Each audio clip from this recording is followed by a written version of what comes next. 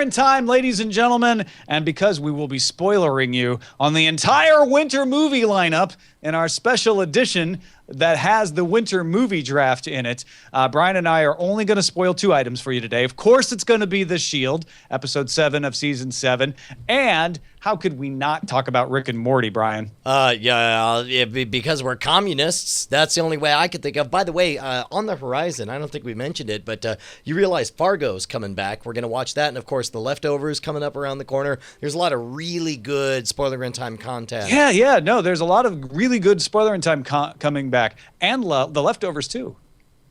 Yeah, okay. I am more optimistic on The Leftovers. I'm a big fan of the characters as they've developed, and I do think that the world is fascinating. And I seem to have a higher tolerance for Damon Lindelof's mysteriousness than you do. But that did you like the final episode of Lost? I did.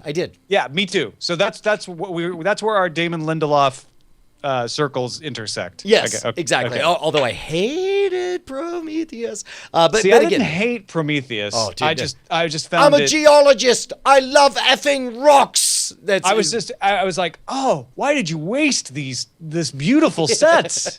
Okay, let's jump in. Let's start with Rick and Morty. Are you still all in on Rick and Morty, or I feel like since what kind of question is that, Brian? I feel like we definitely hit a peak this season with the car park thing. The two best episodes. We can go down this road, and we should, but let's be clear. Peak Rick and Morty is still like an Everest above so many other things. That Agreed. Saying like, well, maybe this episode wasn't the best is like, maybe this episode was still only better than 99% of the things you'll ever watch. Agreed. 100% agreed. And now, having said that, like, we hit such a high point. I loved the parked car going into the multiverse inside of a battery thing. I from there, it's all been downhill. But again, that's, it's fun to go downhill. That's why we ski. Nicely done. It was good. It was good. My favorite moments were the moments when all of a sudden everything got peeled away, and it was clearly just Dan Harmon doing his Dan Harmon thing, saying things like, "Yeah, no, I get it, Morty. You mentioned that back in the first act. It was the obvious elephant in the room." Or the part that I love that was exactly like that was when he says, "Yeah, we've had a kind of a mixed bag of a year, haven't we, Morty?" Already, and imagine, remember, they wrote this likely before any of these episodes had been seen. So this is just their own self-loathing coming out. Yes. And saying, people are probably not going to like all these episodes. We don't even like all these episodes. Bang, bang, bang. The first 10 minutes of this episode felt awesome. I agree with you that things kind of slowed down, maybe got bogged down a little bit when we got into The Purge, because you had to show The Purge. And I guess the brilliance of Rick and Morty for me is that usually where I think it's going to go, it doesn't go. And this time it went exactly where I thought it was going to go, which is like, oh, Rick and Morty are going to get pulled into the purge and have to kill a bunch of people, which is what happened. Although there was a weirdly satisfying wave that came over me the moment that they put on the battle armor and went into Iron Man mode. Well, I'm like, oh, MG, that's them. That's the new 2 seconds from the from the intro credit sequence that we're seeing for the first time. I collected almost the whole set. Yes, exactly. It's funny to me how much that mattered to me. It was great and continues to be great. And you're a terrible person if you're not watching all of Rick and Morty. How about that? Yeah. All I'll say is I really wish I'd taken notes about my favorite lines, because there were definitely lines in the first 10 minutes that had me cackling, which is true of every episode of Rick and Morty. Yep. Let's move on to season 7, episode 7 of The Shield. And Brian, I know I risk stoning by saying this, but I'm a little bit bored would be too hard of a word. I'm a little bit impatient.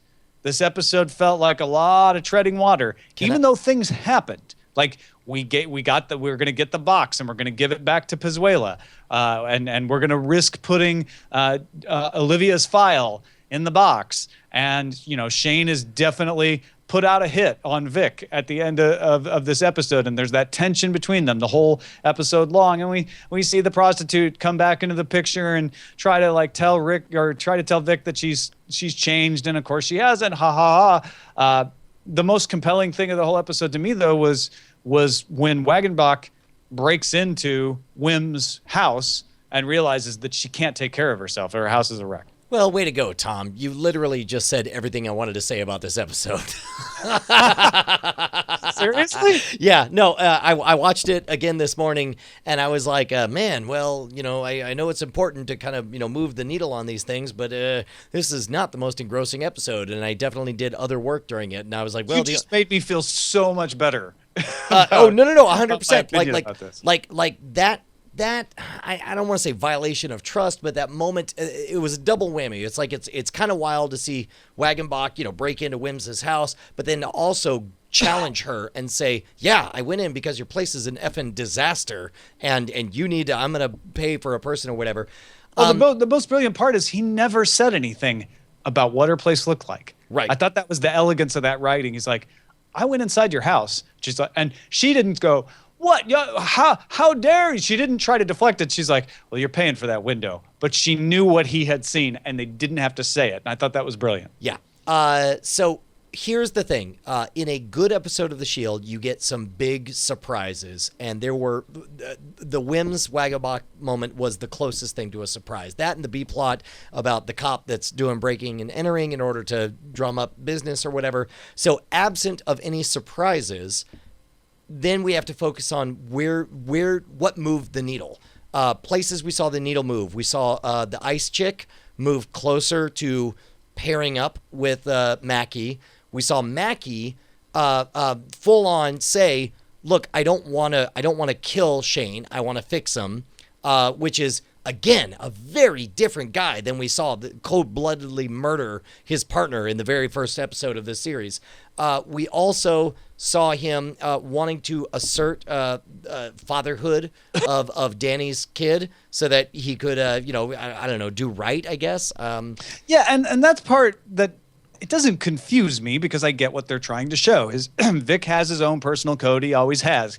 He has a very clear sense in his own mind of what's right and wrong. And to him, it would be the wrong thing not to support this child, no matter what his mother even thinks about it. But I didn't feel like I needed that lesson again. And this took up a lot of the episode. Yeah, I agree.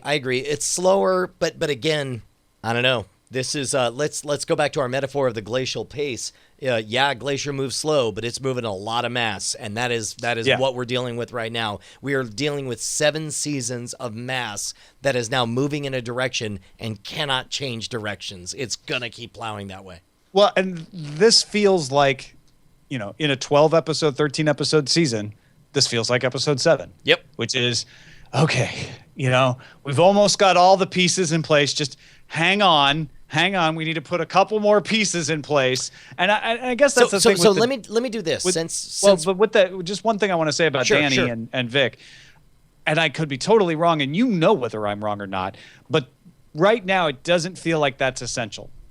There are lots of ways it could become essential. I get that, like the baby can be put in danger because of Vic and all of this other stuff, But I'm gonna say feels like a sideline story that isn't essential to what I expect to be the final underline of the story of Vic Mackey.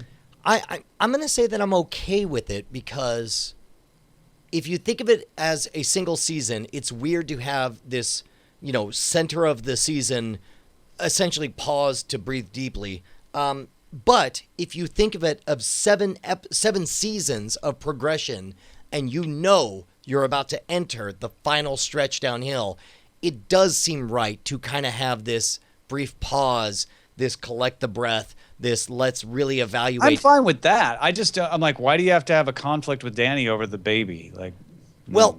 I think that it speaks to the fact that Vic has lost control of so many aspects of his life. And he's trying to control that one thing. Correct. He's like, if there's one goddamn thing he can control, it's this. And he's going to do it because he can.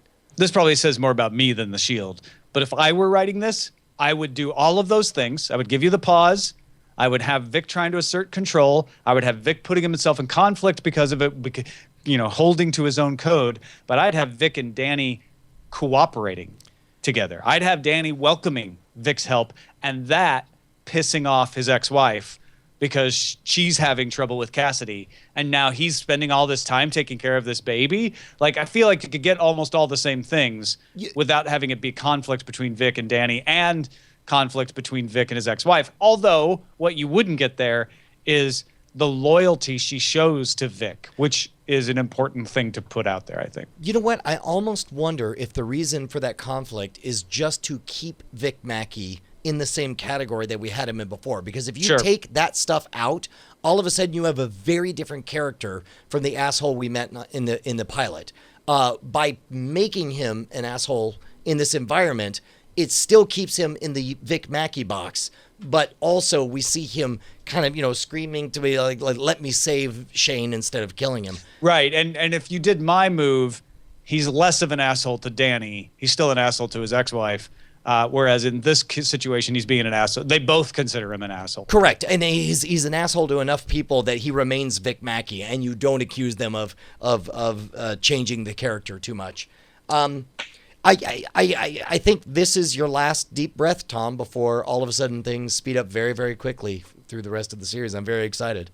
Next episode is called Parasite. I can only assume it involves the death of a parrot. So I can't wait to watch it. I may be wrong about the spelling there. One real quick side note is now that we know that a 4K remastering of The Shield is coming down the pike, and that we, obviously was all shot on film to begin with, I find myself watching it trying to visualize what it's going to look widescreen, upsampled, without the gigantic, and again, this is a different era, early 2000s, when there were enough 4x3 screens, you had to have gigantic text on the bottom third of a screen, whereas nowadays it's like a bottom eighth of a screen is where all the text goes. I watch it on my phone. Wow. And it looks great there, I'm sure. Yeah, because I can walk around with it. I have my headphones on. I can hear it really well. Yeah. And because it's shot 4:3 for standard def, looks fine. Do you find yourself imagining what it'll look like, or like No. But then again, this is my second lap, so maybe that's why. But yeah. Well, that is it for Spoilerin Time. Thanks everybody for watching. We have a blast doing this, and we're so glad that you enjoy it as well. Patreon.com/Cordkillers to continue to help us out. Onward to the winter movie draft. We'll see you next time.